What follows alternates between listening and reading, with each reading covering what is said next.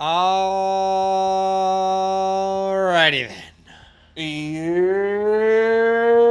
New week, same me. New mock draft, same Badaki. But Same with shit, different day. with a That's little what it more is. anticipation, with a little more flair, with a little more expectation. The NFL draft is 10 days away. We are Talk getting it up. very close. And shout out to Daniel Macy for continually keeping the countdown. We see y'all in the chat. What's up, Casey? What's up, Jackson?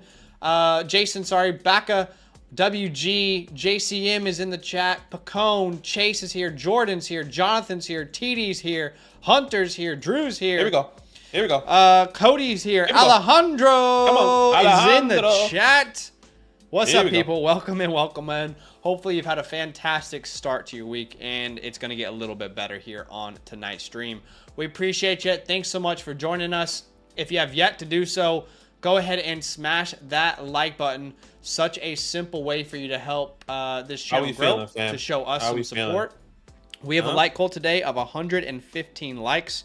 If we reach 115, we'll pop off 2 mock drafts for you. Everyone's in the chat. The chat is vibrant. It's active. It's ready for a good stream. Red Sox fan is here. Steel Mob is here. No problem. So Mike, Philly, Nate is here. It is awesome to have y'all in the chat. So thank you for joining us. We are Fox Sports. We are doing a rookie draft today. You guys are going to have a chance to join us, and we'll tell you how you can do that here in a second. But anything developing in the draft, that you want to talk about before we get into it, Badaki? Is there anything that, you're itching to talk about here as we're getting closer to the draft? There's something that, honestly, I just wanted to be here already. I'm a bit nervous. I was saying this earlier. I'm nervous because I don't know what my team's going to do. I know a lot of people. I mean, I always think about my team, right? I always think about, we have a top pick. What are we going to do? Yeah. I'm just nervous because I want a quarterback, but I also want a wide receiver. Anyways, I'm just nervous. I'm nervous. That's all it is, really. I hear you. All right. We are doing a rookie mock draft. And if you guys want to join us, how can they go about joining this mock draft, Badaki? Yeah, guys, join our Discord. Link is going to be in the description below, and link is also, link is in the description below, and link is going to be in the chat. Join our Discord, then go to the DynastyLand tab with the orange footballs, then go to content releases. That's how you can join each and every mock draft that you see here on our live stream and on this channel here. So once again, join our Discord, link in the description, link in the chat. Go to DynastyLand tab with the orange footballs content releases, and that's how you can join this mock draft. I need to pick a spot here. I'll pick the spot. You also need to pick a spot, and then I'll send that link out immediately. I'm in there like swimwear. In there like swimwear. Going there in 3, 2, 1. First come, first serve. We always say. That is going to fill up, but while it's filling up, we're just going to tell you some quick things you need to know. Our rookie report, which a lot of you have seen, thousands of you guys have seen our rookie report. We're very proud of it. We are very grateful for the feedback that we've gotten so far. But our 2024 rookie report has one final update left to go. And that update is post NFL draft. We want to let you guys know that the day after the NFL draft concludes, you will see the final version of our 2024 rookie report. And there will be a bunch of new updates, obviously, to that report. If you guys don't remember, I'll show you what version 3 looks like. Again, version 4 will be the final product. It will have our final rankings. If there's any players that we didn't get to scout that got good draft capital that we need to talk about, we'll obviously add those guys into it as well. We'll talk about identifying tier breaks for your drafts in Superflex and one quarterbacks leagues. We'll talk about historical hit rates and what you should be looking for. You'll have our rankings. You'll have the attribute kings. My guys from each of us. Obviously, you will have new rankings, and you'll be able to see the profiles for every single player that you're going to be drafting in your rookie drafts. Now, not only do you unlock the rookie report when you become a Motherflocker member with the promo code LAND, but you also get a Dynasty team review on a live stream. You guys probably have seen us live streaming 3 times a week at night. helping people with their Dynasty teams. Those streams are really fun. If you want your Dynasty team reviewed and you want the rookie report, I put a direct link in the chat. All you got to do is become a Mother Flocker member with the promo code LAND. I would suggest to click instant access if you're doing it for a team review, so you don't have to wait for that trial to end. But there's a direct link in the chat if you want to support the channel, if you want to get some awesome perks in return, everything you see there on your screen. Now, we are doing a mock draft, but we got to transport ourselves to a different reality. Okay, every time we do this, we're alternating realities. Okay, so this is the reality we live in today, the reality that we don't know what's going to happen, and we're stepping into the reality that was made for us by the 33rd team. Shout out to them, they do great work over there. This is Marcus Mosher's 7-round NFL mock draft from the 33rd team, and there's lots of trades in this. You might not agree with every trade that happens, but I like it in the sense of like it feels more like a real NFL draft because of the trades that they've implemented. The NFL draft is never stale. It's never not moving, right? There's always trades up and down the board. So big shout out to them. This is the reality we're living in. If this were to be the real life, the real draft, how would it impact Dynasty football? So Caleb Williams is a Chicago Bear. Jaden Daniels goes to the Washington Commanders. Then we got the first big trade of the draft where the Patriots trade back with the Vikings. The Vikings come up and grab Drake May, and the Patriots receive number 11, 23, and a 2025 first-round pick. Marvin goes to the Cardinals. Then the Jets trade up for Malik Neighbors. Rome Odunze to the New York Giants. And then the Raiders trade up for J.J. McCarthy at pick number 9.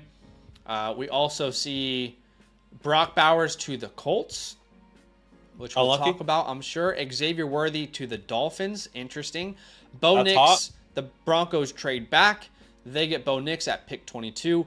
Brian Thomas Jr. lands to the New England Patriots. Not something we've seen very often, but definitely interesting to talk about. Then we see pick 28. The Buffalo Bills get Adonai Mitchell into round 2, where Ladd McConkey is a Carolina Panther. The Patriots get Michael Penix Jr. Roman Wilson to the Chargers. Links back up with his old head coach. Troy Franklin to the Chicago Bears. Keon Coleman to the Saints. Slick Ricky Pearsall to the Bengals. I kind of like that landing spot. Xavier Legette to the Steelers. Jonathan Brooks, the first running back off the board, to the Dallas Cowboys. That's hot. We also see Jermaine Burton to the Kansas City Chiefs. Trey Benson, round 3 to the Patriots. The Chargers get Blake Corum in round 3. Jalen Wright to the Giants in round 3. Tavion Sanders to the Jets. Jalen Polk to the Broncos. Bucky Irvin to the Commanders. Spencer Rattler to the Rams. Braylon Allen to the Cleveland Browns. Malachi Corley to the Green Bay Packers. Tez Walker to the Bucks. The Ravens get my guy Jalen McMillan. Javon Baker to the 49ers. Johnny Wilson to the Jacksonville Jaguars. Ben Sinnott to the Bengals. Into round 4, where Theo Johnson is a Panther, where Brendan Rice is a Charger, where Cade Stover is a Giant, where Eric All is a Viking, where Jaheim Bell is a Charger, Audric Estime a Raider, Marshawn Lloyd a Raven, Will Shipley a Colt, Malik Washington an Eagle, Jamari Thrash a Bronco, Luke McCaffrey to the Texans, Sweet Baby Rays to the Bucks, Isaac Halendo to the Texans. Buffalo Bills get Tyrone Tracy, who I did scout recently. Definitely want to talk about him at some point. Michael Pratt to the 49ers. And if you guys want to look, actually, we'll go through round 5. Round 5 is the last round. We'll go through Jared Wiley to the Commanders, Jacob Cohen to the Panthers, Anaya Smith to the Titans, Dallin Hawker to the Broncos, Taj Washington to the Saints, Joe Milton to the Dolphins, Dylan Labe to the Cardinals, Cornelius Johnson to the Bills, Jordan Travis to the Giants, and some other names there, Dylan Johnson to the Eagles. If you want to look at the rest of the draft, the link is already in the description. I'll put it in the chat for you as well. So check that out if you like. But, so we're on the same page. Superflex, PPR, tight end premium, and we are starting the draft in 3, 2, 1. Here we go. The way you put it down. Shout out to that nigga Bryson Tiller, huh? So, whoa. We did talk about this on the last stream. And we said there will be people, if Drake May goes to the Vikings, who have him as the 101. There's a lot of pushback on that in the comments. A lot of people saying, no way. A lot of people saying, yeah, I absolutely would do that. So you're seeing this world kind of play out here again. Drake May goes to the Vikings. I do think it's the most favorable landing spot. And all of a sudden, I think a lot of people probably would consider him as the 101 in Dynasty rookie drafts. I'm not saying I would, but I think a lot of people would. I said this on the video that we just recorded. There are the top 4 quarterbacks. There's going to be one out of those top 4 that's going to have a non-favorable landing spot. You think of these top 4 teams, or a team that can trade up to go with them, right? Chicago Bears, Keenan Allen, DJ Moore, DeAndre Swift, Jaden Daniels, maybe hypothetically to the Washington Commanders. I guess in this world, right? He goes to the Washington Commanders. He has Terry McLaurin, Jahan Dotson, Brian Thomas Jr. with Austin Eckler there. You have in this scenario, Drake May, who's going to the Vikings, Justin Jefferson, Jordan Addison, TJ Hawkinson. The foundations for these top 4 teams, or the teams that are trying to get a quarterback, are phenomenal. Outside of one, which is hypothetically the New England Patriots, or hypothetically the New York Giants. Yeah. Some will even put the Denver Broncos as not a most favorable landing spot. But yes, very interesting here. I am going to take a quarterback off the board. Actually, I'm going to take Marvin Harrison Jr. No, I'll take Marvin Harrison. Yeah, so Marvin comes off the board. It's Drake May, it's Caleb Williams, and it's Marvin Harrison Jr. off the board. 1, 2, 3. This, again, we say it so often, and this is why we do these exercises, is because people always feel so solidified. You know, this is exactly how the draft is going to go. But every single time there's a mock draft where things get a little funky, instantly people change their mind. So that's why we include landing spots in these streams, because we do feel it is very important to where people land. And you can see here, it changed the 101. It changed the 101 instantly. And I see a lot of people in the chat who, Chase says the guy at the 1 spot is a paid actor. But Chase says I would need to do another deep dive. Track says that he would take Drake May. Rib says I could see it happening easily. You think Sparrow of the useful foundation, though. Yeah. Sorry, continue. Sparrow says top 3 pick throwing to all those weapons. Philly says definitely. Jacob says with May on the Vikings, where does that rank Addison ahead of guys like Nico? I don't think so necessarily, but it's a different conversation for a different day entirely. And Jason says he hopes that it happens, because he has the 101 and the 103. But at the end of the day, I think the point is it is possible. It is possible for things to still change depending on how the draft actually pans out. It's still possible for the 101 to be reassigned in some people's minds. And everything that you think is set in stone could change in an instant.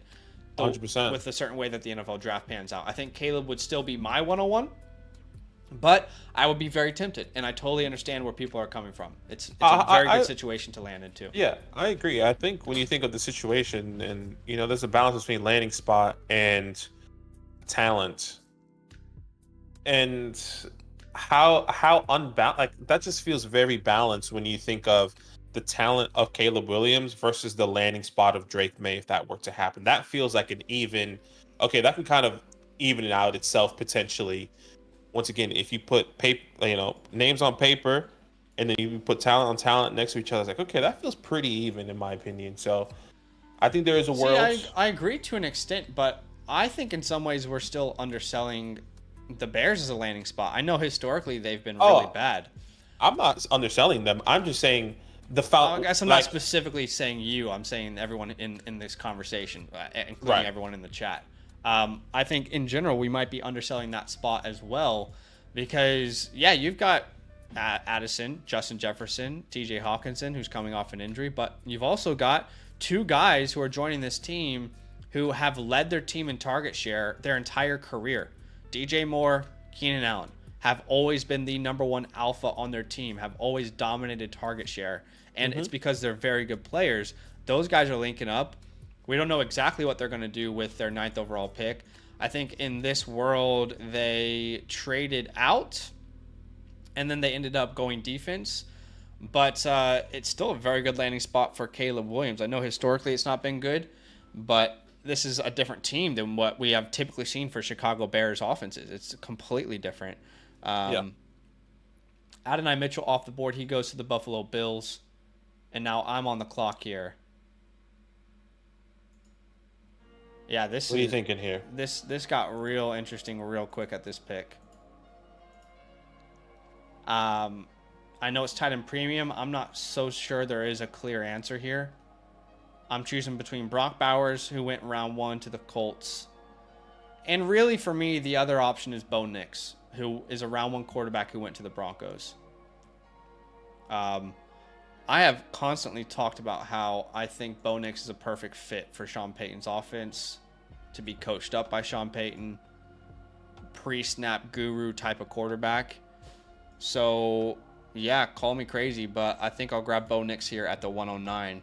All right, brother Bo. I don't think that Bowers is like some tier below him at all in this world, but I think that would truly depend on my needs there. I think those guys are so close. They would be so close in my rankings.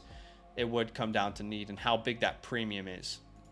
Yeah, I agree. And once again, another conversation we did have in this video, and I want to go, it's really important when it comes down to Brock Bowers, at least for me. And I said this already in that video, that no matter what, for me, it feels like Brock Bowers is going to be an outside of the top 6 pick in your rookie drafts. Which definitely then changes JJ McCarthy, Adonai Mitchell, Bo Nix, and where these guys are going to be going. Obviously, it's all dependent on landing spot. But at the moment, it doesn't feel like Brock Bowers is going to be a top 5, not even a top 10 pick. Now, there is a world that there is, but I feel like he's going to be falling out. And there goes Jonathan Brooks.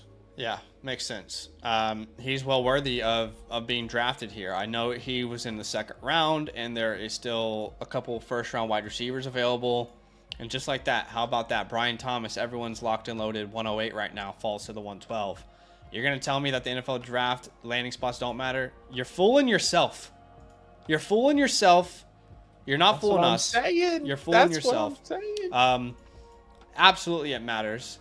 I think if it matters for Brian Thomas, I think it should, respectfully, not saying, I think it should matter for Marvin Harrison Jr. Okay. Would you agree? Okay. I think they're 2 different prospects, though, so how much it matters, I think matters a lot less. Yep. But I don't think any landing spot doesn't matter for any player. Mm-hmm. Okay, so we're on the same page. That is the end of round 1. We want to know in the chat who you guys think is the best value in round 1. Let us know. We talk about this all the time. And I'll just give some love to Jonathan Brooks here at the 111. Some people might think, and I've even said this before in the past, but, wow, you let a round 1 wide receiver go off the board ahead of you. Well, round 2 running backs have a 65% hit rate. Round 1 wide receivers, 48%. So it's not crazy to take a round 2 running back in a perfect situation with the talent of a Jonathan Brooks over a round 1 wide receiver in a less than ideal situation like Brian Thomas. So I just want to not say it's the best value, but just say that it's worth being selected there. Jonathan Brooks, worth being selected at the 111. He should be in first round conversations if the draft goes this way. What do you think is the best value here? I think there's a couple. I'll be honest with you. I think Brian Thomas is definitely one. I think Brock Bowers is definitely one. I would say Brock Bowers probably has to be the best value here. Now, value of talent, not value based off landing spot. Landing spot is not favorable. I think a lot of people see that differently compared to us, but we don't love the New England or the Indianapolis Colts as a landing spot. But doesn't mean there isn't a window of opportunity for him to be successful there, because there's no tight end there. It's just the quarterback, Michael Pittman, Jonathan Taylor. So there's other options. Sure. But I'll take Brock Bowers.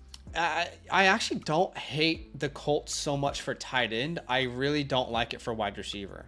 But for tight end, I'm not like completely opposed to it. And I know I took Bo Nix ahead of him. He went in the first round. I like the link up with Sean Payton, but I actually am not completely opposed to the idea of a tight end like Brock Bowers in Indianapolis. And that's just simply because of what Shane Steichen has done with that tight end. And in my mind, if he's taking him in round 1, there might not be the volume, but it will be interesting to see how that player is used. But I agree that is a really good value at the 110 in a tight end premium format. What does the chat say? The chat says Bowers, Caleb, Bowers, Brian Thomas, Harrison and Neighbors, Brian Thomas, Caleb, Bowers, Brian Thomas, Bowers, or Brooks, Thomas, Bowers. A lot of Brock Bowers being the best value in round 1, and I like the pick. By the way, Jacob, who made the pick for Jonathan Brooks, says, watch your video you put out today about hit rates for running backs based on the round they were picked. I felt like the Dallas landing spot is just a gold mine for production. And I absolutely agree. That's why I backed it up. I feel like Jonathan Brooks is well worthy of a late first round pick in this scenario. All right, update. Our light goal is 115. If we reach that light goal, we will pop off a second mock draft. We're already at 81. So do us a favor, hit that like button if you have yet to do so, if you want to see 2 mock drafts today. But let's get into it. Round 2 live and in color here on the DynastyLand channel. Live and in color here. Still some decent players on the board that is still available. There's still a first round wide receiver available. There goes Roman Wilson, who goes to the Los Angeles Chargers there. That's a little surprising. I'm not going to lie. Are you a little surprised? Once again, landing spot really bumps it up here. They don't take a first round wide receiver. He is a first offensive player going back there with Jim Harbaugh. Now, am I surprised? Yes. I think this is a reality though, where people would take him in this specific landing spot. Yeah, I think that might be the point where I have to go Worthy, the first round pick. I know he goes to the Dolphins in the first round, which I said, by the way, earlier. I was like, does McDaniels or Daniels have the balls to go speed? Yeah. This is like, I'm addicted. Yeah. He has a problem. Obviously, the reason Worthy falls is because people are trying to understand where the volume is going to come from. Sure. And I actually get it. Like, look, is Worthy a better prospect than Waddle? Not in my opinion. So is Worthy the number 3 in this offense? In an offense where one of the most dominant target share players lives in Tyreek Hill? We can talk about Tyreek Hill dying in a couple of years, not in real life, but for fantasy, right? So I actually, now that I'm thinking it through, I get the desire to take Roman over Worthy, but I would have a tough time leaving a first round wide receiver on the board. Yeah, and that's where my pick was going to be if Worthy was going to come to me. It's fun. It's a fun thought process there when it comes down to Xavier Worthy going to the Miami Dolphins here. All right, looking at the board here, I'm going to continue. I'm going to follow. And I said this before. I think if this guy were to go to this team, I personally believe it's a huge problem for Deontay Johnson, and that's Ladd McConkey. I know we might disagree on that, but I think he comes in, can play this slot guy. Obviously, you have Adam Thielen, Ladd McConkey, Jonathan Mingo going to the Carolina Panthers. I'll take Ladd here. I like this landing spot. Yeah, I don't personally agree that it's a huge problem for Deontay Johnson. One of my ceiling comps for Ladd McConkey is Deontay Johnson. Yeah. I'm not going to sit here and say I think it's a huge problem for him, but I certainly think it's a good landing spot for Ladd, and I think there is enough to go around for both of those guys to eat. But I would still bet on Deontay outproducing Ladd in year 1. Would you disagree? From what it sounds like you might. No, I would say he's most likely going to outproduce him. I would say it might be difficult for a rookie wide receiver to outproduce someone over Deontay and Adam Thielen, but I think he is a long-term answer. There goes Michael Penix Jr. off the board, and another conversation we had in this video that comes out tomorrow. Yes, that comes out tomorrow. The landing spot is not favorable, but he does get a wide receiver to help him out. Now, I know with the quarterback hit rates in the second round, in the past 10 years, there's only been one quarterback. But does this change? Does this change with Michael Penix getting Brian Thomas Jr.? Yeah, this where they trade up into the first and then they draft Michael Penix in the second. this would trade a whole this would change a whole lot for me with Michael Penix Jr. because I wouldn't even consider drafting him in the second round. That's what it would change. No interest at all whatsoever in taking Michael Penix in the second round if this was how it actually panned out. Patriots, round 2. We talked about it. In the last decade, only one quarterback has hit for fantasy top 12 points per game season. And that quarterback at round 2, that quarterback is Jalen Hurts. So I'm not against betting on quarterbacks in round 2, but they better have some rushing upside. And I know Michael Penix had a really good 40-yard dash, but there is literally no evidence at all in his film at Washington to suggest that he is going to be a rushing quarterback in any sense of the word. So I don't like it at all. I'm just going to be honest with you straight up. I don't like it if this is the world that we were living in. I would rather draft any of the running backs on the board, a bunch of wide receivers still available. I just don't want to chase an outlier. And I've had quite a few people, the video I released today, I dived deep into these hit rates. And I had a lot of people say, I don't care about your round 2 thing with quarterbacks. I'm going to take a shot on these guys like Michael Penix if they go to the Raiders, or Bo Nix if he's a Raider or a Saint or whatever. And I said, that's fine. Look, do what you think is best for your roster. The only thing I'm asking is for people to acknowledge they are betting on an outlier. And if you're okay to just burn that pick, if it doesn't work out, take the pick, shoot for the moon. I get it. But you have to acknowledge you are betting on an outlier if you end up making that pick. So Keon off the board. Where did Keon go? Keon went to the New Orleans Saints in the second round, the 45th pick, to the New Orleans Saints. I mean, I think we can both agree that the Saints, at least I don't love the Saints. Personally, I don't love Keon Coleman as a talent. He wouldn't be anywhere near the second round for me in this scenario, in this world that we're in currently. But Herbs here at the 105 likes Malik Neighbors and Keon Coleman, so gotta respect it. Yes, and then we see Leggett, Corum, and Benson are off the board next. 2 guys I was really eyeing up for my next pick. Really wanted to grab those dudes. But I can't, so I'm going to need to reassess here.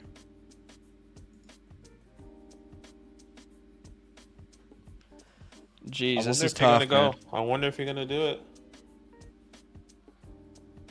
I have 2 people in mind for you. Let's see if you go for it. I'm actually debating between like 6 names right here. I know, but I guess I'm narrowing down to 2 people that I think you would take here. 20 seconds. It's one's a wide receiver, one's a running back. I'm on my queue currently. Oh man, we're gonna grab Slick Ricky here. Okay. We're gonna grab Slick Ricky. He goes to the Bengals in round 2. I mentioned this back in December, but my comp for Ricky Pearsall is a Tyler Boyd. So the fact that he's going to Cincinnati feels like a pretty natural replacement for Tyler Boyd, considering they've already moved on from him. We don't know what the future of a T. Higgins looks like. We're not even sure if T. Higgins can stay healthy for a full year anymore anyway. So I like the idea of betting on a Pearsall there. I was heavily considering Troy Franklin as well. In hindsight, that might have been the right pick. Just a little bit worried about like any pathway for him to break out in year 1 when he's competing with Keenan, DJ Moore. That really concerns me. Sure. I am still going to be in on Troy Franklin, but I need him to go to a scenario where there's an opportunity for him to break out. You know, some of these teams that are very like not enticing with quarterback play, but I'd rather him be a Patriot. You know, I'd rather him be a Panther. I'd rather him be a Saint. I'd rather him be a Bronco. So, you know, these teams where there's actually an opportunity for you to overtake the guys ahead of you. Okay, yeah, I thought you were going to go Troy Franklin there just purely based off maybe the longevity. I do believe there could be success for someone like a Troy Franklin. He's not an alpha wide receiver, next to DJ Moore. He's a good wide receiver too. Yeah. One of the comps that we've always seen in the community has been the Devonta Smiths of this world. Now, can he play that role alongside DJ Moore? I guess DJ Moore plays the quote unquote AJ Brown.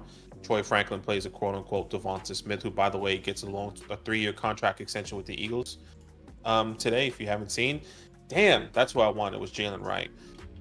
But with Troy Franklin, I do believe he could be a good wide receiver too in this offense. Oh, yeah, with big Caleb time. Williams, DJ Moore along the Chicago Bears. So I would have went Troy there for me personally. But yes, I get Ricky Pearsall Totally in his fine. pathway. That's an example of a player I buy after year one.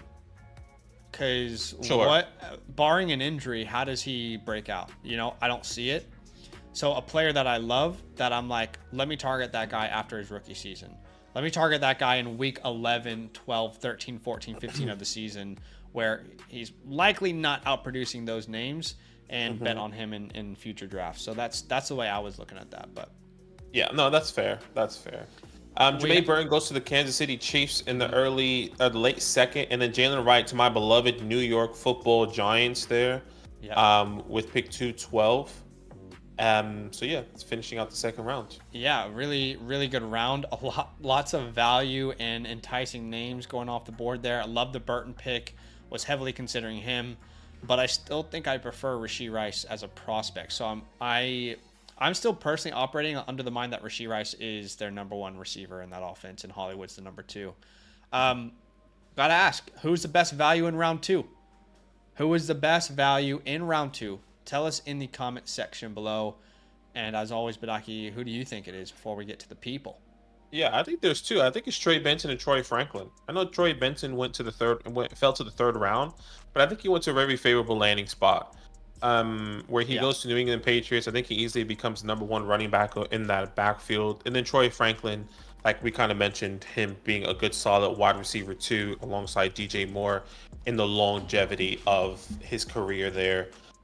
So I would say Benson and Franklin for me. Yeah, you get Benson at a discount because of the landing spot, but you also have Benson, who's going to a team that has a history of constantly not paying running backs big money. So there's no reason for us to believe that Ramondre Stevenson is going to get some sort of big bag at some point in his career. So very likely new coaching staff, new offensive coordinator, new head coach, that if Trey Benson's the pick, he's going to be a big part of their plans moving forward. So yeah, I like 100%. That pick as well. The people are saying the best value is Franklin, Corum, and Wright, Burton, okay. Ricky if he goes to the Bengals. Ricky from Jonathan, Burton. We got Burton, another Troy from Jason. So another example. And I just feel so confident saying this. I could be wrong, but it feels like every time we use someone's 7-round mock draft, we are talking about how freaking good the second round is, how good the third round is compared to a normal rookie draft. Sure. We've been telling y'all to buy second rounds since this time last year, and hopefully you're able to do that. That might be a little early. We were telling you to buy second rounds probably in like November. Hopefully you're able to do that, because it is one hell of a draft this year. At least that's how it feels. We got Haas Cartwright in the building. Oh boy, it's a good stream when Haas shows up. It's a Haas stream, so big shout out to him. And it's super cash. How you doing, fellas? Yeah, it's always it's like an eclipse. Every once in a while you'll see Haas in the chat, and you're like, damn, what's up, Haas? But we appreciate y'all big time for all the likes on today's stream. We are going to get into round 3, but just a heads up, we are currently 11 likes away from 115. That was our like goal on today's stream. If we reach that 115, we'll pop off a second mock draft for you guys. So do us a favor, smash that like button if you have yet to do so. And let's get into round number trace. Yeah, 100%.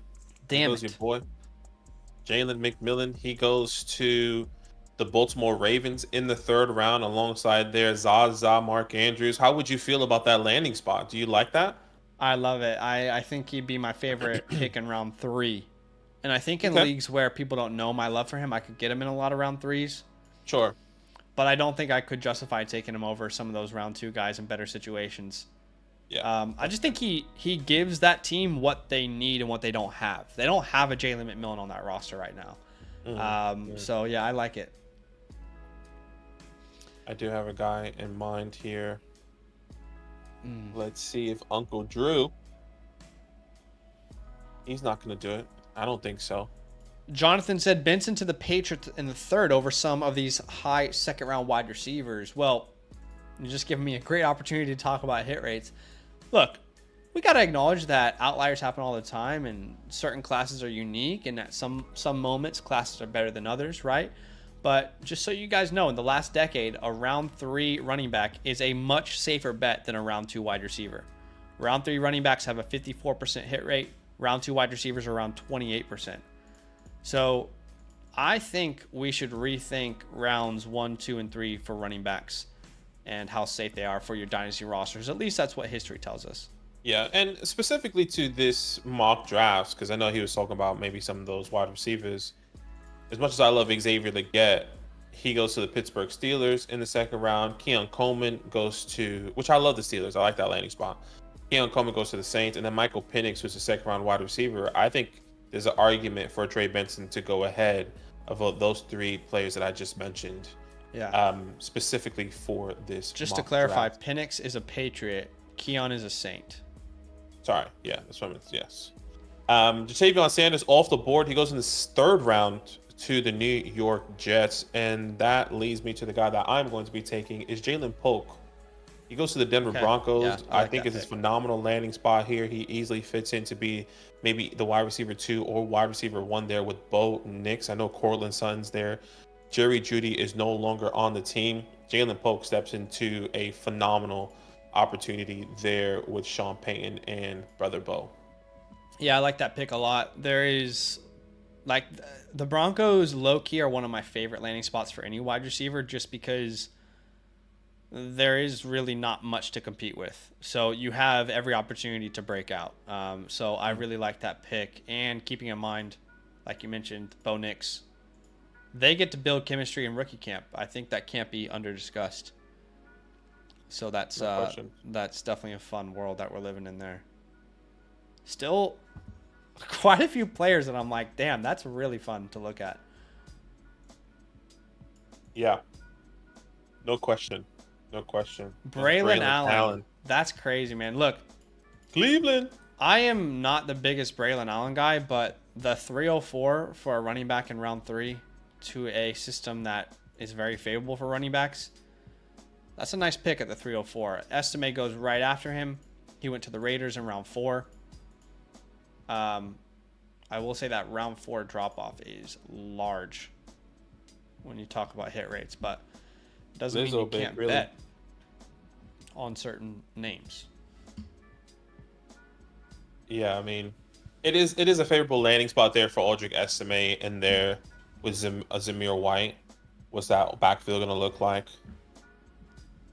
Casey's on the board here. I got 2 names I'm eyeing up right now. Bucky Irving off the board. He went to the Washington Commanders. That one's a little confusing. I'm not a huge believer in what's Austin Eckler's deal? Was that a 1 year? 2 years. Oh. 2-year deal, and I don't think even at this point of Eckler's career that Bucky is a better player right here, right now. It's a tough one. That is a tough one. That would be a long play for sure, I think, with Bucky Irving. Marshawn Lloyd off the board.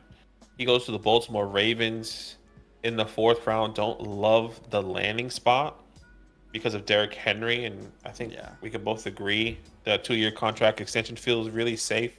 I think he has a lot of juice, but Spencer Rattler. So Rattler off the board. I got a big decision to make here. It's between 2 names. It's the guys I've been thinking about this entire round. And man, I want both of these guys. If this is a real draft, I'd probably try and trade up to the 310 and get both of these names right here. All your trade window. Yeah, exactly. Just expand that time right here. Exactly. You know? But I will grab Isaac Horindo here. I'll grab Okay. Isaac. He goes to the Texans in round 4. And, I know Joe Mixon is on that long-term contract. Joe Mixon has never been like the example of efficiency for a team. So I'm not 100% sure that his role is as secure as people think it is. I think he's a starting running back, no doubt. But I don't think like this time next year it's a foregone conclusion that he's their number one. So I'll take Isaac there, and you never know. Maybe he has an opportunity to break out. This offense has clearly showed that they are not afraid to switch things up at the running back spot. Remember, everyone's darling Dameon Pierce last year. Didn't work for the offense. It didn't click. So they actually put in Devin Singletary. I'll take Horrendo there. Great athlete, and I'm at least intrigued by the landing spot. It's really a lottery pick at this point, but I'll take him there. Walker goes to the Bucks there. Yeah, Tez Walker to the Bucks.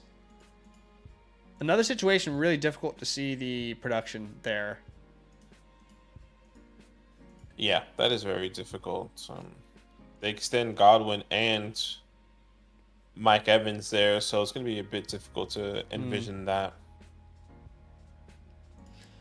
Andrews says he would need Achane level efficiency to have value in Houston. I just think we see the backfield a little bit differently, because that would indicate to me that Joe Mixon is doing what Raheem Mostert did last year. Joe Mixon's never been that kind of efficient running back ever in his career. Maybe it fits for this offense, but I guess we just see those backfields a little bit differently, and that's okay. I could be wrong. Ben Sinnott off the board at the 311. Goes to the Bengals in the 3rd. That's who I wanted right there. I wanted Javon Baker. I wanted to trade up for him. He goes to the Niners in round 3. But the reason it was interesting to me is because, one, I love the player.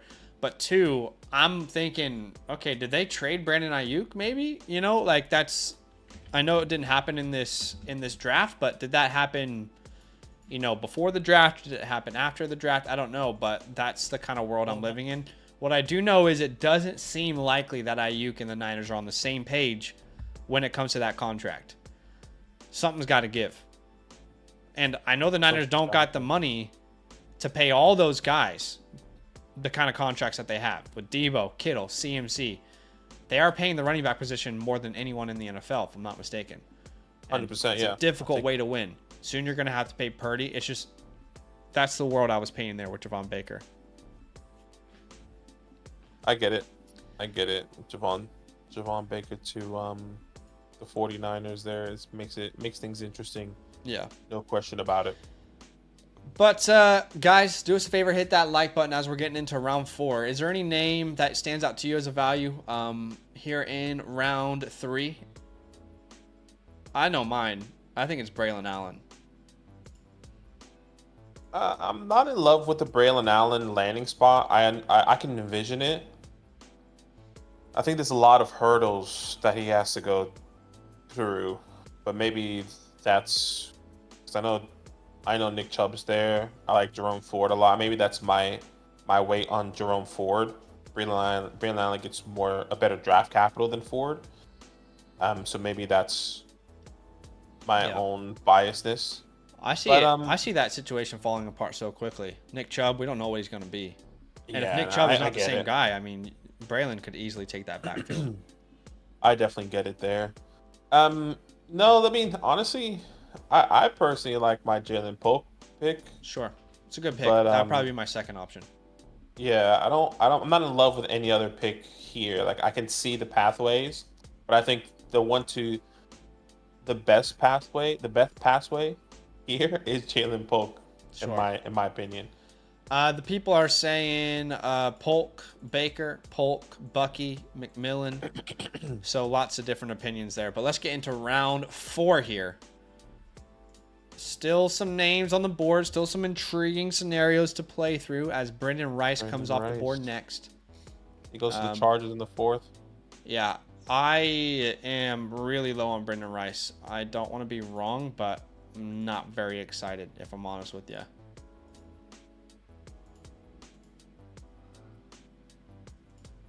What's the hit rate on round 4 running backs? Round 4 is a huge drop off from round 3. Round 3 is 54%.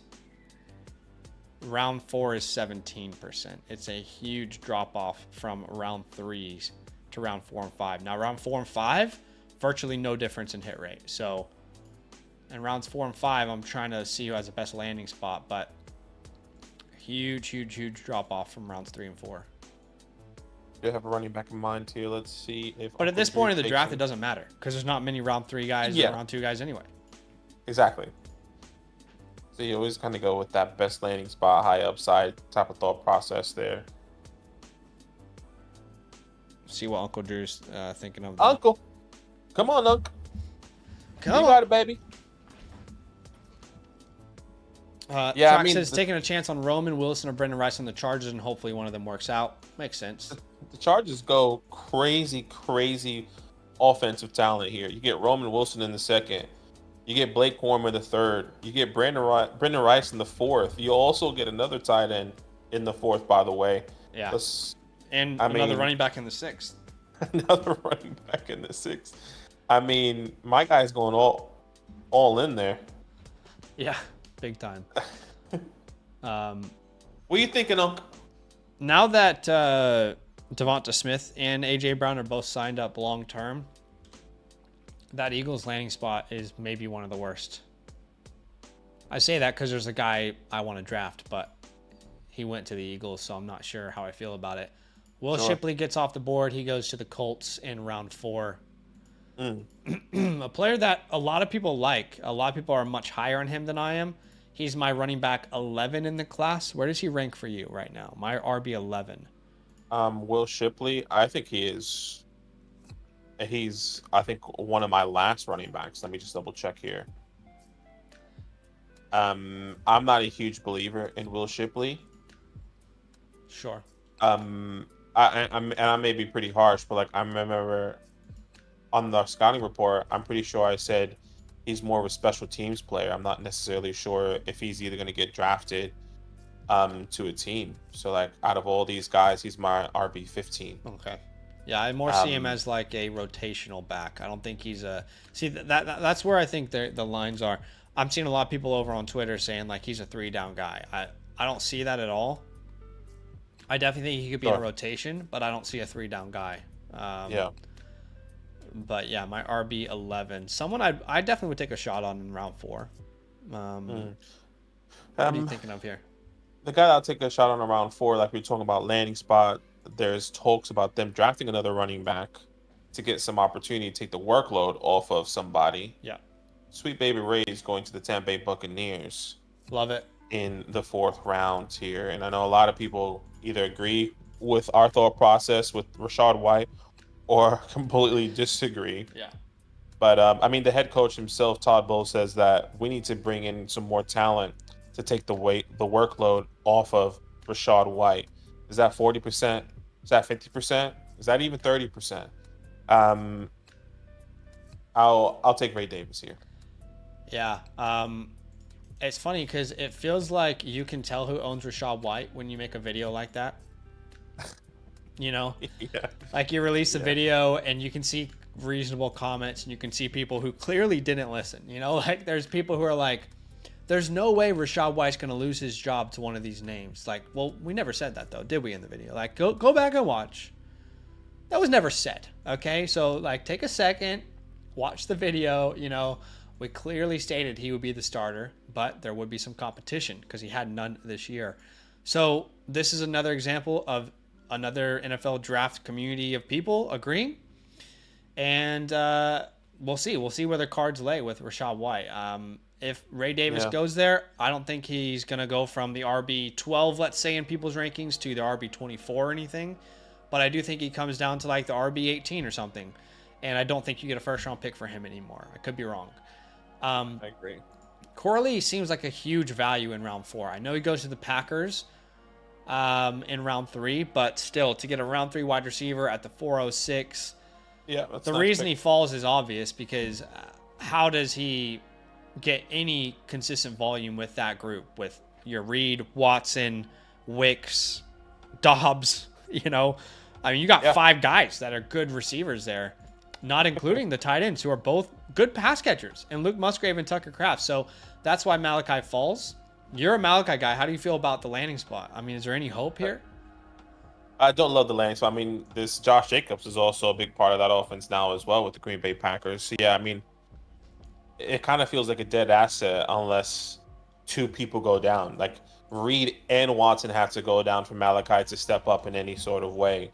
Unfortunate. Now it's fun if we're thinking about that creative special teams type of format that we're thinking for fantasy and later on. I think Malachi Corley with this new kickoff return makes it really intriguing if we were to do that in a year or two from now.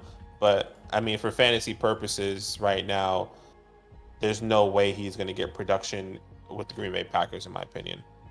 Yeah, it is tough to see. Yeah, but Casey makes a good point. Why not Malachi? Like, why can't he come out on top? You know, Sure. We'll have to wait and see. But it is a tough picture to paint. I am on the clock now, and I am going to take this opportunity to shout out a guy that I scouted yesterday. Big, huge sleeper name in the Dynasty community right now, and I finally took some time, scouted him myself, and I see a glimmer of hope. I don't like. There are some people who are like, "This dude's going to dominate the NFL." I'm like, I'm not 100% sure he's in a rotation, but I can see him playing an important part in a rotation. I can see him being an outlier, if you will. The player that we're talking about here, he goes in round 4 to the Buffalo Bills, and his name is Tyrone Tracy. We're going to take Tyrone off the board out of Purdue. Can I give you guys a 5-minute rundown on Tyrone Tracy? Because it's a very unique player in this class. 5 minutes. Here we go. 5 minutes on the clock here. Tyrone Tracy, very unique prospect. First off, he's old. Like, I'm not saying 20. Like, the guy is going to be 25 in November.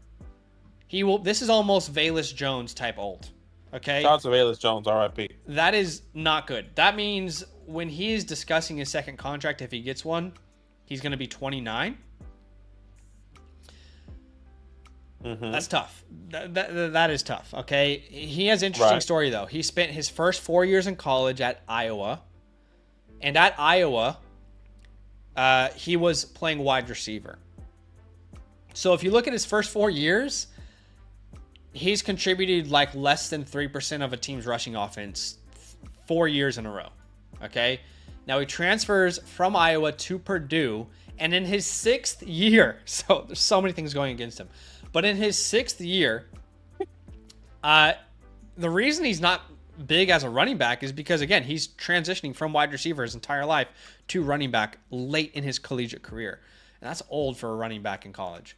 But in his 6th year, which is this year, he goes out and puts up some very impressive numbers for Purdue. 714 rushing yards, 6.3 yards per attempt, and 8 touchdowns. But the efficiency is through the roof. One of the most efficient running backs in college football last year. 6.3 yards per attempt. That is 16th best in the nation when you account for running backs who have at least 100 attempts. That is a qualifier here. Yards after contact per attempt, he was 4th. 4.44. Breakaway percentage was 17th. His elusive rating was 5th in the nation. And he had the 21st PFF run grade at over 90. So you're talking about an old guy, super unique story. I mean, old considering coming out of the draft, right? Super unique story in the sense that he wasn't really a running back coming into college or even 3 years into his collegiate career. So in that sense, it's very unique. Doesn't really have a chance to dominate a backfield ever, but in his last season shows some really exciting flashes. There's a lot working against him. All right, his age, late declare, the late switch to running back, the fact he's never dominated a backfield. But he's got a ton of versatility. He's a very good pass catcher. He looks like a wide receiver in all moments, and that's concerning and exciting because out of the backfield, like, I see some Rachaad White to his game. Like, if you're asking the ceiling, it's kind of like Rachaad White. If you guys remember Rachaad White coming out of Arizona State, there's some similarities there with him playing some wide receiver, playing some running back. And the style of running is not what we love to see from a running back, like a very upright running style. It looks like you're a wide receiver every time you touch the ball. That was kind of similar with Rachaad White. Now, the floor is a lot lower than that. The floor is a guy who's not even on a practice squad.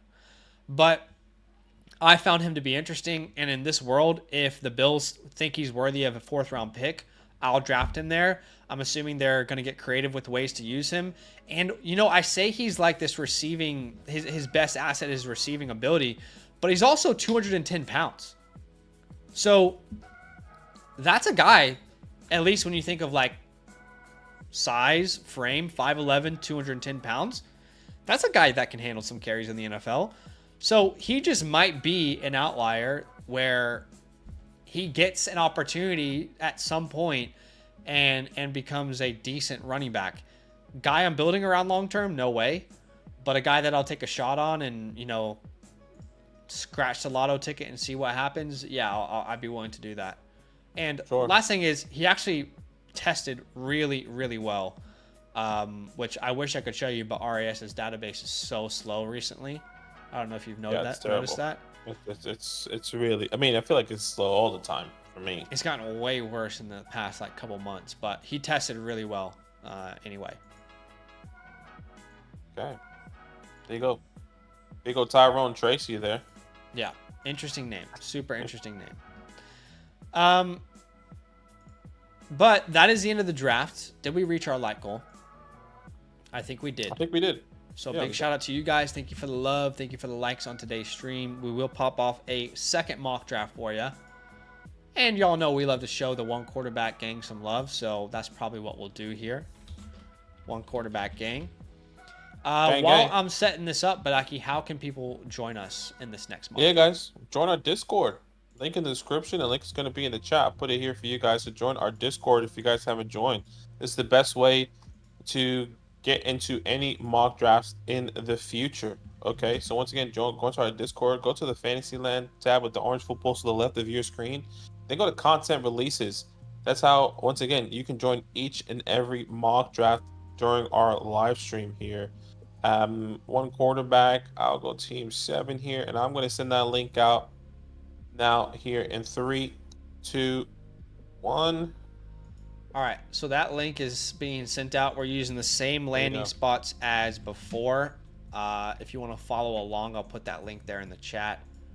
But this is obviously one quarterback, so the draft will change with that information, or it should. At least it should. We'll find out. Every once in a while, someone goes a little crazy at the top of the board. A little cray-cray. But all right, we are full. It's one quarterback, PPR, tight end premium. Let's start this thing off. 30 seconds on the clock. A little cray-cray. Let's see what Travesty does here at the 101. I'm sure there won't be any surprises. I mean, I don't think there will, but I don't think so either. Marvin off the board, no surprise. He goes to the Cardinals. One thing we didn't talk about, and I'm sure we'll talk about this after this pick, is Garrett Wilson getting a running mate. I personally would have a higher prospect grade on his running mate than himself. Not to say anything negative about Garrett Wilson, but Malik Neighbors ends up in New York. The Jets trade up. And you and I did discuss on a video we released not today, but the day before, there is a scenario where Garrett Wilson could lose value because of the NFL draft. We weren't saying that it absolutely would happen, but we were pointing out that there is a world where it could happen. And this is one of those worlds where I think you draft at least, at minimum, just as good of a prospect as Garrett Wilson. In my world, he's better. I'll take Brock Bowers here in one quarterback. And I think it would impact Garrett Wilson. Yeah, in that video, it's all about maybe trying to get the best value for Garrett Wilson now in the fantasy community than rather waiting until the NFL draft and seeing someone like Malik Neighbors. Garrett Wilson right now in the community, a top 7 wide receivers. Where does that put him in this world where Malik Neighbors is on the team? Is he still a top 10 wide receiver? Is he still top 12 with Malik Neighbors? a lot of people would question it because this team trades up Yeah. for Malik Neighbors, who has a better draft capital than make a pick here. Garrett Wilson. And Garrett Wilson. You know, a lot of what's been supporting Garrett Wilson over the last couple of years without good quarterback play has been target share. You're probably not a 30% target share guy if you draft Malik Neighbors. That's probably not happening. So it is worst case scenario, but it's unlikely. It's unlikely that this happens. It's unlikely Neighbors actually goes to the Jets. Yeah. Yeah. Oh, Jonathan Brooks. Love that Jonathan Brooks pick. Jonathan Brooks. I would take him over Brian Thomas. Yeah, I love that pick. Jonathan Brooks to the Cowboys round 2. Talking too much. You know, and one quarterback as of today, my 6th overall player is Trey Benson. Not considering draft capital. Yeah. So definitely something to consider moving forward. Ladd McConkey off the board at the 109. Remembering that Ladd goes to the Panthers, first pick in round 2. Let's mark off Jonathan Brooks here and Ladd McConkey.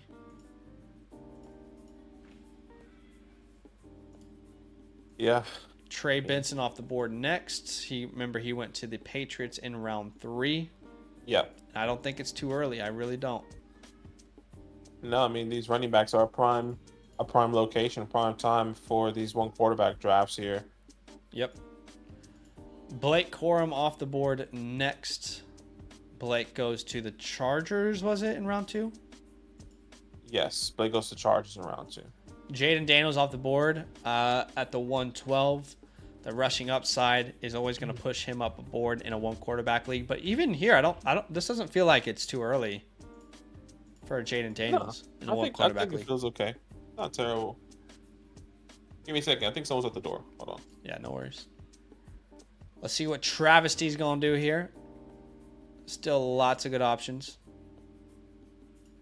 Casey representing the one quarterback gang. Drake May off the board makes sense. I thought he might come off the board a little earlier, to be honest, after he lands with the Vikings. So it makes a ton of sense for him, to come off the board here at the 201.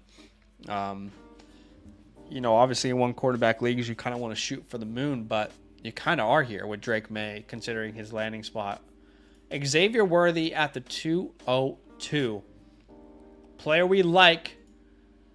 An offense we like, but tough to paint a picture here that's pretty when it comes to competing with Waddle, competing with Tyreek Hill for targets. That's not a place you want your rookie to be in. Roman Wilson comes off the board next. Remember, he goes to the Chargers in round 2 as they are loading up on offensive talent in this class. So makes a lot of sense for Wilson to go there. Worthy at the 202 is crazy. Yeah, man, I hear you. Tough decisions people have to make, though, in this draft. A lot of difficult decisions. All right, I'm back. I am probably going to grab Jalen Wright here. At the 205, he goes to your New York Giants.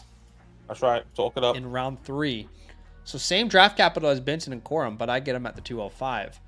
Troy Franklin goes next to the Chicago Bears. I like that pick. If it wasn't right, it would have been Franklin for me. I know Ricky is still there, but that's one of those scenarios where if I was in different leagues, I'd probably choose different players in different drafts. You're on the clock here. What are you thinking? I am on the clock here. I'm going to be taking...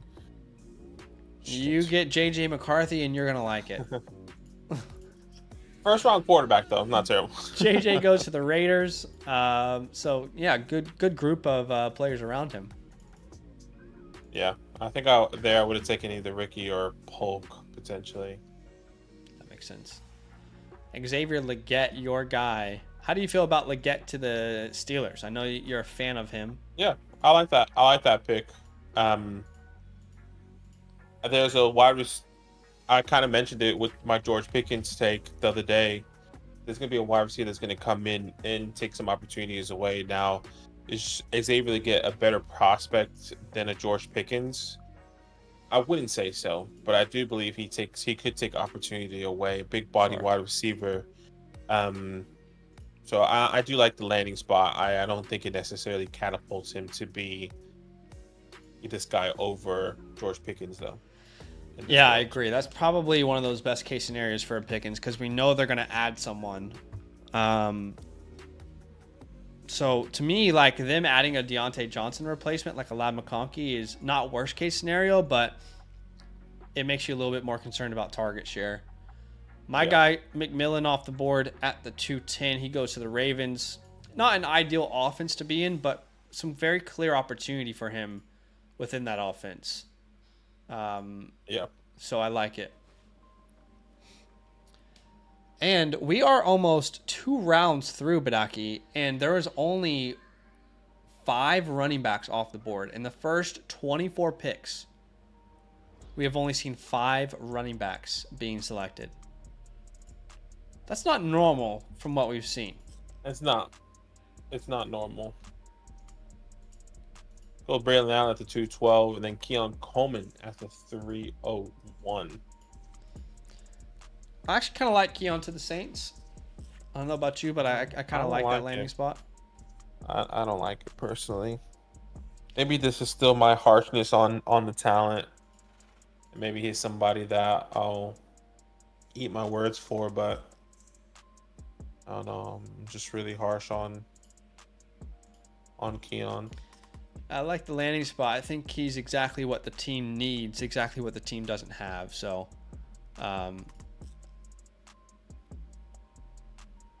Isaac Horindo off the board next. You're on the clock here. I am.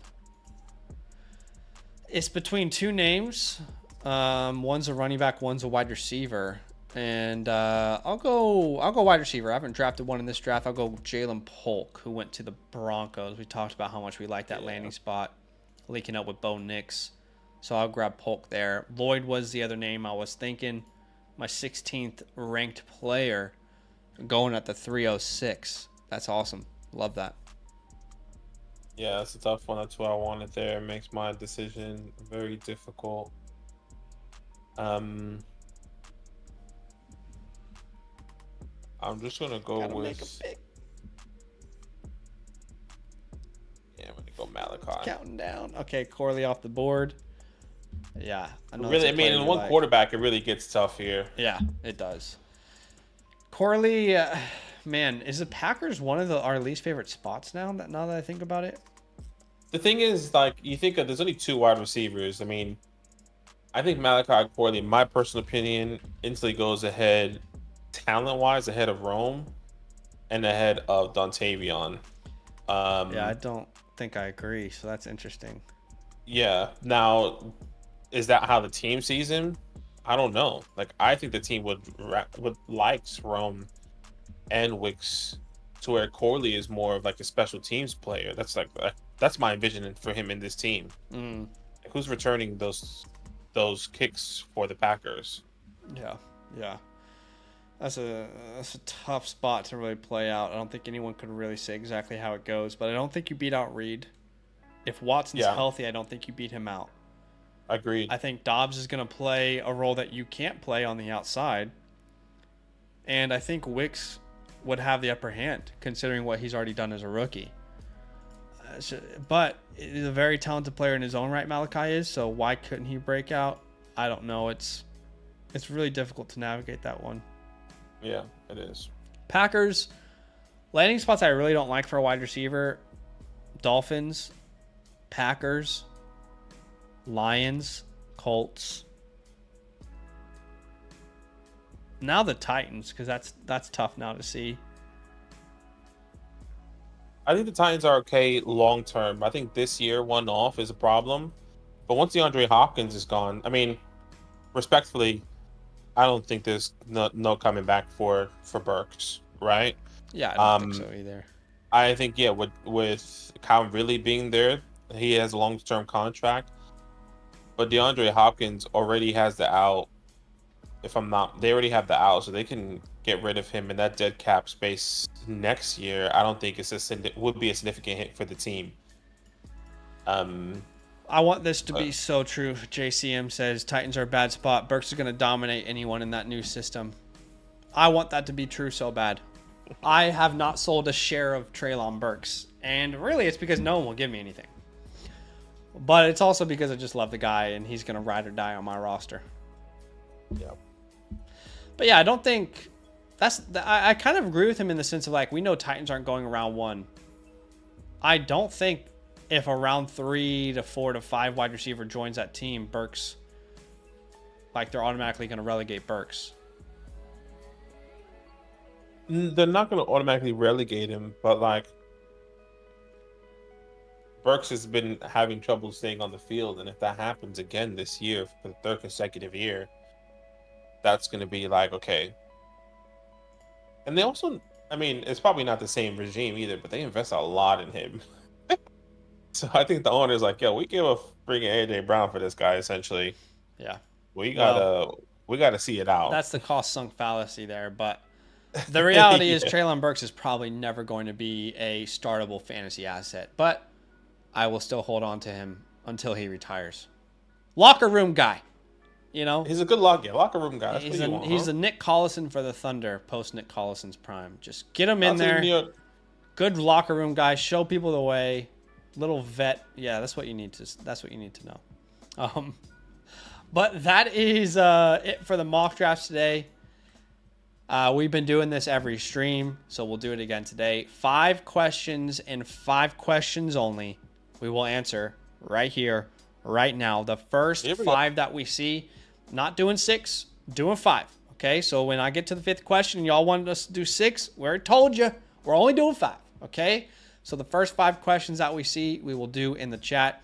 But just before we do get into that, we want to quickly let y'all know that tomorrow night we will be live doing Dynasty team reviews. If you want your Dynasty team to be reviewed by us in a live stream, I'll put a direct link in the chat for you to sign up. All you need to do is become a Motherflocker member with the promo code LAND. That will get you 30% off your membership, and it will get you everything that you see on your screen. Our rookie report, which will be updated after the NFL draft, a Dynasty team review, unlimited access to our trade calculator, a DM to us for advice, and all of the things that you see on your screen, as well as you are supporting our channel. Badaki and I, you're supporting our goal to do this full time for our family, to provide for our family. So we appreciate you big time. Consider becoming a Motherflocker member and getting those perks in return. Tomorrow night, we will be helping people with their Dynasty teams. All right, 5 questions and 5 questions only. The first one is from Andrew. He says, "Is Javon Baker's concern over lack of... Javon Baker concerns me over lack of year 3 production." Does it concern us, I guess, is really the question. I'll be honest with you, not really. We're talking about a guy who transferred over from Alabama to UCF, and it didn't really click straight away. But in his last year at UCF, he really started to click. But if you're saying lack of production, like in this class, I more think about Xavier Legette, who did literally nothing his first three years. Like, there's not a single thing you can point to in his first 3 years that would say this is a prospect we're excited about in the NFL. At least in the year he got transferred to UCF, he put up some impressive numbers. I mean, 56 catches, almost 800 yards and 5 touchdowns. That was his 3rd year. So I don't know. I don't think that would be considered like nothing as his 3rd year. Yeah, he didn't get to get on the field at Alabama, but when he did transfer over, he put up some production, and then he dominated in the Big 12 as a senior. So much change, conference change, school change, transfer. So it sucks that he didn't produce at Alabama. That's a red flag for some people, but we're also not talking about Javon Baker in the same light that we're talking about Xavier Legette. Yeah. So for me, I think there should be more concerns around Legette than there is around Baker, because Baker's going round 3, round 4 of rookie drafts right now. Legette's a locked and loaded 2nd-round pick for most people. So, like I mentioned, I'm more concerned about Legette's lack of production than I am Javon Baker's. I think is what is your expectations for Javon Baker in the NFL? You know, when it comes down to the lack of production, like now the expectations, because we've seen a lot of people who didn't have crazy productions who turned out to be phenomenal players. Whether they're role players or not. But it all depends on your expectations, I would say. Chasing Breakers, question 2 out of 5 says, "Who do you think? What do you think Brock Bowers' value is in non-Titan Premium if it's not a great landing spot?" So right now, my rankings are non-Titan Premium, and he is in Superflex. He said, "I don't know, Yeah. Superflex. I'm not sure." Superflex and non-Titan Premium. He's I'm my assuming Superflex. eighth ranked player right now in Superflex formats. That could either get better or worse depending on landing spots. Yeah. I think there's a huge range. I think the range can be from a top 6 pick to all the way to like pick 10, pick 11, depending on the landing spot and depending on where everyone else is landing. I don't think Brock Bowers should go ahead of the top 5, personally. And then after that is all dependent on landing spot and how you, I guess, your conviction on those players and their talent over Brock Bowers or not over Brock Bowers. That's what I would say. Yeah. So yeah, I would say 8th overall for me right now, but there's a scenario that gets higher or lower. All right, question 3 from Tyron. All this is 3 out of 5. He says, I got to trade Sutton for Wicks. Do you believe Wicks is more valuable? I'm a contending team. If you're contending, I'm probably keeping Sutton, but it's very close. Yeah. There's a very easy scenario here in which Wicks is more valuable than Sutton this time next year. I can very easily see that, but Sutton doesn't have much to compete with in that wide receiver room right now. No, he doesn't. Like, if you're saying you weren't competing, it'd be so easily Dontavion Wicks for me. Wouldn't even be close. I'm not saying I'm not a believer in Dontavion Wicks. I just think the pathway is really difficult for him to emerge because I think Christian Watson, Jaden Reed with Josh Jacobs, and I would throw Luke Musgrave in that. Yeah. I think just have the majority of the workload. Where does Dontavion Wicks fit? And we only saw that emerge when Christian Watson missed time, when Jaden Reed missed a game or two. So I find it more difficult to envision Dontavion Wicks becoming something special. Okay. Like, he's probably a good, like, I don't know, top 40 wide receiver on a good year. But basically what I'm saying is envision a world where he is the number 2 in that offense ahead of Watson. Really? Okay. Yeah. I think if Watson can stay healthy, once again, the big if, I think he's clearly going to be number 1 or 2 guy. That is the reason why I envision that world, because he hasn't been able to. And that's fair. In this scenario, though, in this trade, in the win now, I would agree Courtland Sutton is the guy. But maybe to rebuild or something else, I would want Dontavion Wicks. That's question 3 out of 5. This is 4 out of 5 from Benjamin, who says Reed in the 301 or Levis if we need a quarterback 2 in a super flex league. Reed or Levis, essentially. I think Reed straight up for Levis is probably the price point. It's the value. The 301 is too much on top of that. If you think of Will Levis and where he's being valued, what, early second, maybe on a good day, the 112. Yeah. Maybe. And Jaden Reed, either 112 to the 201. So I think that is even value. I would agree. Yeah, I'm just going to put this quickly in the community calculator over on Flock Fantasy. And just so you know what the community thinks, I don't think they're robbing you here, but that's what the community says. I think because they just value quarterback more. To add the 301, unless this is still on one quarterback. No, it's super flex. So to add the 301 seems ridiculous. I'd say Reed straight up for Levis is the most I'd pay. And that's if you really need a quarterback. But certainly things are set up for Levis to succeed. That was question 4 out of 5. Question 5 out of 5 is from Matthew. This is the last one today. He says, Big Rick or Laddie, who has a higher upside? I'd say Ladd McConkey. It's Ladd McConkey for the both. You agree? Yeah. Yeah, no question. But I'm not saying Ricky can't be better than Ladd McConkey. I think that's all based. It's going to be dependent on landing spot. I think Ladd McConkey can be solely a good wide receiver, no matter where he goes. Where I feel like Ricky, it's going to be more of a 60-40 type of landing spot situation.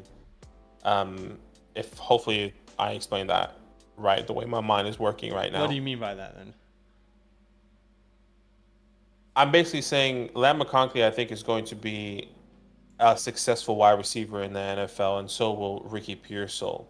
Now, if Lamb McConkey goes to a bad landing spot, he can still find he will still be a good wide receiver and find success. Okay. But Ricky, I think his value ultimately lands on his landing spot. Okay. Sure. That's what I'm trying to say. That makes sense. That is it for today, guys. Like we said, we were only going to answer 5 questions. Although those Mother Flocker members with the code LAND know that they have the fancy hotline where they can DM us questions that they have. The last thing I'd say for today is I just released a video this morning or afternoon, 6 hours ago. I'll put a link in the chat. I can honestly tell you guys I've never put more effort into a Dynasty rookie draft video than that video right there that I just released. Go check it out. Tons of great feedback. I do think if you're interested in winning your Dynasty draft, it's worth watching. It's well worth your time. But that is it for today. We appreciate y'all big time. We'll be live tomorrow night reviewing people's Dynasty teams who are Mother Flocker members with our code LAND. Yep. But that is it. We appreciate you. Hit the like button on the way out. We'll see you soon.